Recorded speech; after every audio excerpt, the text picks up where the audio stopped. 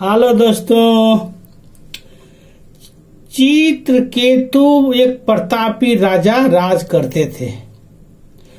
उनकी हजारों से भी ऊपर कन्याएं उनकी धर्म पत्नी थी और दुर्भाग्यवश उनका कोई औलाद नहीं था। वो बहुत दुखित रहते थे, हमेशा बेचारे परेशान ही रहते थे कि हमसे कहीं से भगवान हमको एक औलाद दे दे। बहुत जगह दिखाए सुनाए ऋषि मुनियों से कि हे प्रभु देखिए हमारे भाग्य क्या कहता है, हमारे भाग्य रेखा क्या कहता है। हमारे हजारों से भी ऊपर कन्याएं हैं पर किसी का एक बालक नहीं हो रहा। सब लोग यही बोले कि तुम्हारे 7 जन्म तक कोई तुम्हारे नाम औलाद का नहीं है। बहुत दुखित रहते थे, परेशान रहते थे। एक दिन नारद जी आए। नारद जी से बोले कि हे भगवान आप किस्मत को चाहोगे तो बदल सकते हो। बोले बदल तो सकता हूँ पर कुछ दिन के ही लिए बदल सकता हूँ। बोले जो भी हो आप मेरे को मुझे चाहिए तो चाहिए औलाद। बोले ठीक है। फिर उन्होंने एक आम दिया। उन्होंने राजा ने ले जाके अपनी बड़ी पत्नी को धर्म पत्नी को दे दिया। उसने खाई। खूब सुंदर सुकुमार एक बालक हुआ। राजा जी बहुत खुश हुआ। मिठाइयां वगैरह हार वगैरह सब बंटवाए। अब जो बाकी जो कन्याएं थी जो धर्म पत्नी थी वो एक द्वेष करने लगी थी कि देखो ना अब उसकी प्यार ज्यादा बढ़ जाएगा, अब उस पर ज्यादा प्यार बढ़ जाएगा, हम लोग ऊपर राजा जी ध्यान नहीं देंगे। वही है अपना दुख से लोग नहीं परेशान है, दूसरों को सुख से परेशान होता है कि कैसे 56 प्रकार के भोजन करते हैं, अपना दुख भूल जाते हैं। पर क्या धीरे धीरे बच्चा कुछ बड़ा हुआ। एक दिन उसकी लड़के का माँ बीमार पड़ गई। बोली सब रानियां कि दीदी तुम रहने दो हम बच्चे को देख लेंगे। उसने क्या किया सब खीर में लेकर जहर दे दिया, बच्चा खत्म हो गया।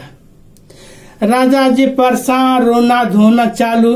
मजबूरन फिर नारद जी को आना पड़ा। नारद जी बोले कि मैं तो आपको बोला था ना कि बच्चा कुछ ही दिन के लिए रहेगा क्योंकि आपको 7 जन्म तक कोई औलाद नहीं है।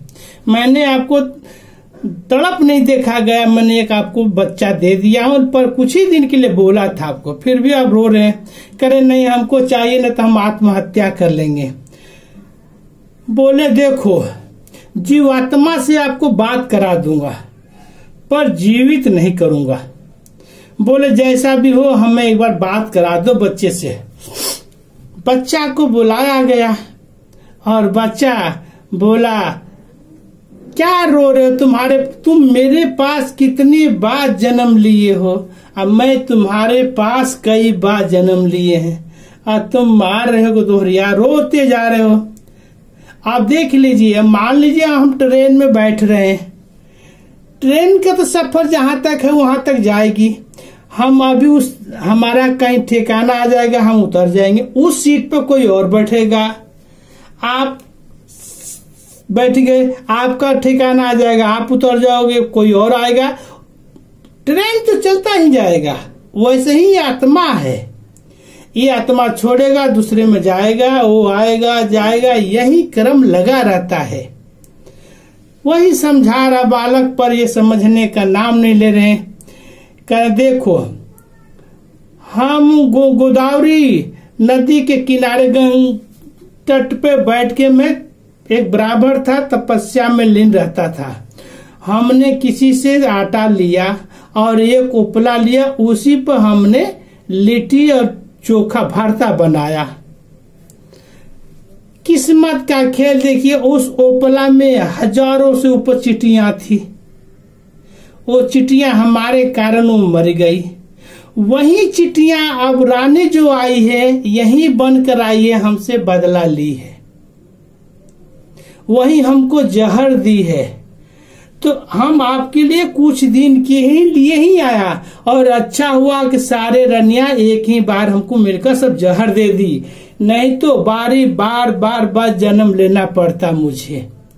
अच्छा हुआ कि सारे रनिया यहीं पे है, चिट्टी बनी, चिट्टी जो थी वो चिट्टी यहाँ रानिया बनी है सब। तो आज हमको जहर दे दिया, हम उत्तीर्ण हो गया। अब मैं आपके पास नहीं रहूंगा, इस शरीर में नहीं आऊंगा, अब मैं चलता हूँ।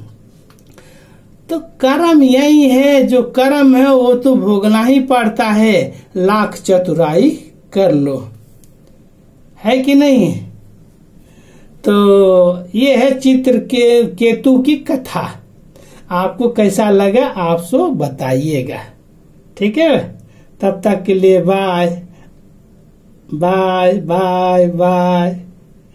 कमेंट अगर कर लीजिएगा। बाय।